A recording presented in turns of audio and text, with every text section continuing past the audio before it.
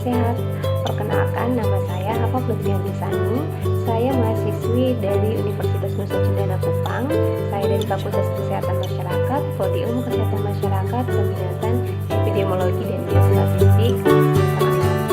Baik, di video ini saya akan menjelaskan tentang penyakit filariasis dan juga penyakit chikungunya. Langsung saja kita bahas penyakit yang pertama, yaitu penyakit filariasis. Apa sih penyakit filariasis itu? Penyakit filariasis atau penyakit kaki gajah adalah penyakit yang disebabkan oleh cacing filaria atau mikrofilaria yang dapat menular melalui perantaraan nyamuk sebagai vektor. Penyakit ini bersifat menahun atau kronis, dan bila tidak melakukan pengobatan, maka dia akan menimbulkan cacat seumur hidup pada penderitanya berupa pembesaran kaki, lengan, bahkan pada alat kelamin.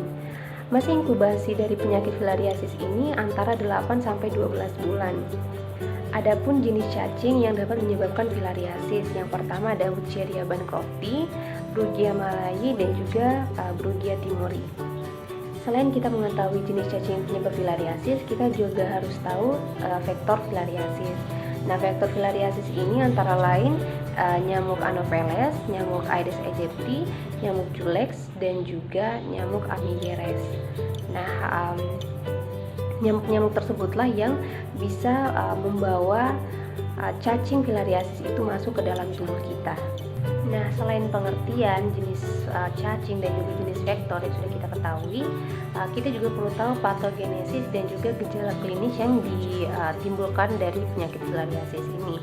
Nah, perkembangan filariasis dapat dipengaruhi oleh faktor mendapat gigitan nyamuk yang sering, kemudian kerentanan individu terhadap parasit, banyak larva infektif yang masuk ke dalam tubuh, dan adanya infeksi sekunder oleh bakteri atau jamur. Nah, pada dasarnya perkembangan klinis filariasis dapat disebabkan oleh cacing filaria dewasa yang tinggal di saluran limfa, sehingga menimbulkan gejala pelebaran, sehingga juga menjadi gangguan fungsi limfatik.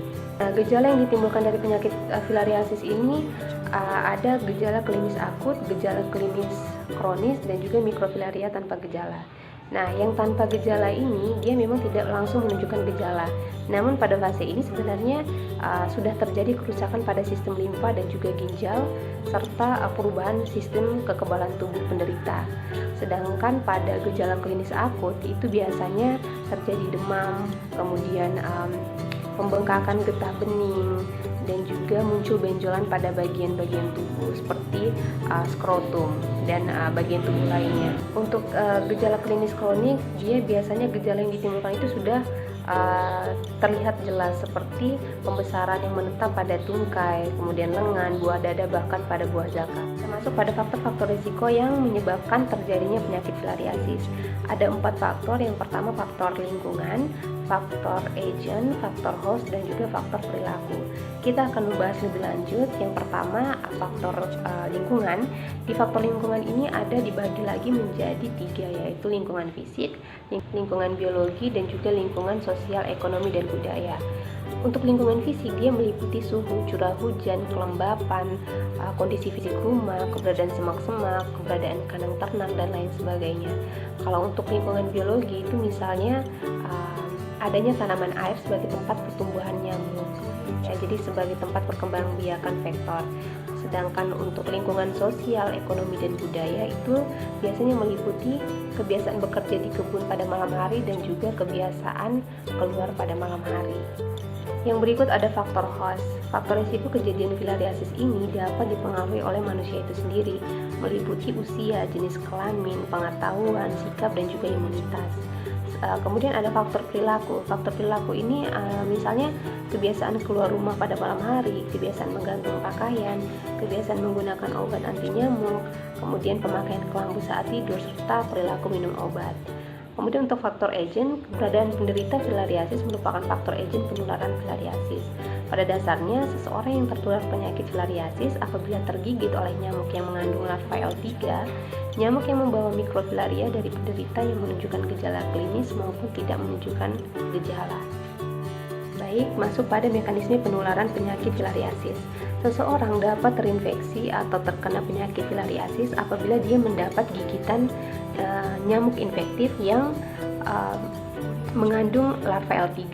Nah, larva L3 ini dia akan masuk melalui bekas gigitan nyamuk tersebut. Setelah dia masuk, dia akan menuju ke sistem limfa.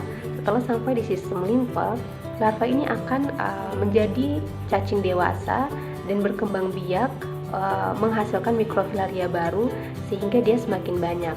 Nah, kumpulan cacing filaria dewasa ini dia akan menjadi penyebab penyumbatan pembuluh limfa. Akibatnya terjadi pembengkakan kelenjar limfa terutama pada daerah kaki, lengan maupun pada alat kelamin. Penyakit filariasis dapat didiagnosis dengan pemeriksaan fisik, kemudian diagnosis parasitologi, radiodiagnosis, dan juga diagnosis imunologi.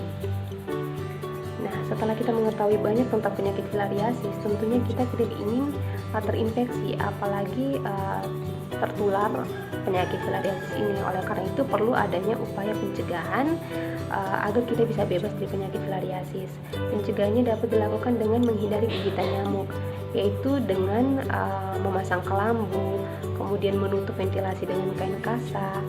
Setelah itu juga menggunakan lotion anti nyamuk. Namun dari cara-cara tersebut, cara yang paling efektif adalah dengan memberantas sarang nyamuk, yaitu dengan cara 3M, yaitu mengubur, menutup, dan juga menguras. Baik, kita masuk pada penyakit berikutnya, yaitu penyakit chikungunya. Chikungunya merupakan suatu penyakit menular yang disebabkan oleh virus chikungunya, dan penularan penyakit ini melalui gigitan vektor, yaitu nyamuk dari spesies Aedes albopictus dan juga Aedes aegypti. Penderita penyakit ini ditandai dengan gejala demam tinggi mendadak, muncul ruam kulit, dan juga nyeri pada persendian. Rata-rata masa inkubasi dari penyakit chikungunya adalah 2-12 hari, tetapi umumnya 3-7 hari. Nah, vektor dari penyakit chikungunya ini yaitu Aedes aegypti dan juga Aedes albopictus. Nah, bagaimana cara penularan penyakit chikungunya? Chikungunya termasuk salah satu vektor borne disease atau penyakit yang ditularkan oleh hewan perantara. Hewan perantara tersebut dapat menularkan agent penyakit dari sumber kepada pejamu yang beresiko. Virus chikungunya ditularkan melalui gigitan nyamuk yang sebelumnya telah terinfeksi virus saat menggigit penderita chikungunya. Saat nyamuk yang telah terinfeksi menggigit manusia sehat, virus tersebut akan pindah ke tubuh manusia tersebut. Selanjutnya adalah gejala yang ditimbulkan dari penyakit chikungunya. Gejala penyakit chikungunya antara lain demam, kemudian nyeri sendi, nyeri otot, ruam kulit, sakit kepala, dan juga kejang dan penurunan kesadaran. Ini adalah cara mendiagnosis penyakit chikungunya.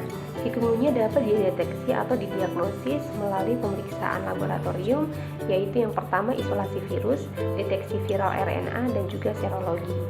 Nah, bagaimana cara pencegahan penyakit chikungunya? Penyakit chikungunya kurang lebih pencegahannya itu sama dengan penyakit filariasis, karena penyakit ini dia sama-sama ditularkan oleh hewan perantara atau vektor. Oleh karena itu, pencegahan yang paling efektif adalah dengan cara membasmi tempat perkembangbiakan nyamuk atau vektor, yaitu dengan cara 3M, yaitu menguras, mengubur, dan juga menutup.